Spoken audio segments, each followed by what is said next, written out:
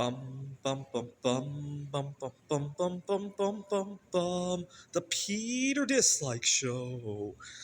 Bum bum bum bum bum bum bum. So I want to talk about Elon Musk's idea of sending us back a dividend of $5,000 per capita for the Doge of savings. So $5,000 per capita is roughly $2 trillion.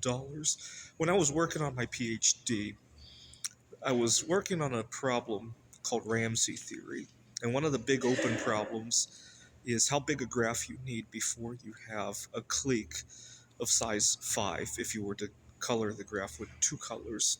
It's called Ramsey R55. I'll invite you to go read about that.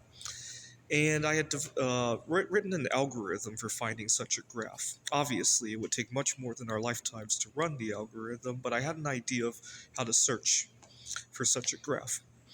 And I estimated how long the program would take to run.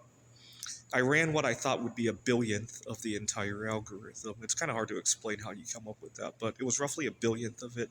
And it took 1,000 seconds to run, roughly. And so 1,000 times a billion, the whole thing would have taken 1 trillion seconds to run. And I thought that's not too bad. You know, we talk about trillions almost like it's an everyday number, right? A budget deficit of 1 trillion, a trade deficit of 1 trillion, Elon Musk wanting to send $1 trillion stimulus and all that. This was in 2010 when I was working on this problem. We had just passed Obamacare. It was going to cost however many trillions of dollars, right? And so I didn't think it was a big number until I got out the calculator and I figured out it was over 30,000 years. And I imagined at the time I was working on my PhD, they gave me a really nice, comfortable office to do this in. It was a converted dark room. And I imagined the computer still chugging away at R55 and the entire campus covered in miles of snow and ice from the next ice age, right? Although, what would you use to power such a you would need a nuclear RTG of some sort, right? That could last 30,000 years, right? Most of the isotopes that we use for RTGs don't last that long, right? Radium 226 has a half-life of 2,000 years, and 30,000 is 15 of those half-lives. So most of your radium would be gone. You'd have to have something really efficient so that you can use uranium, which has a half-life of 500 million years, right?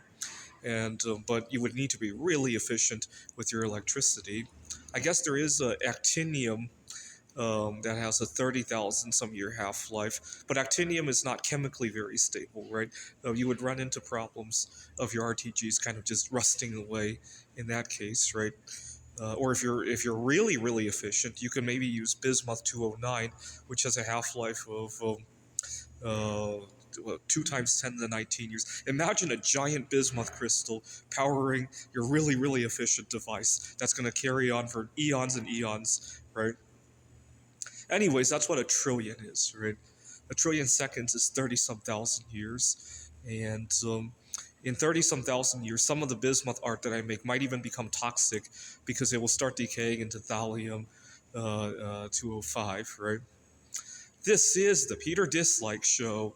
Bum bum bum bum bum bum bum bum bum bum bum bum.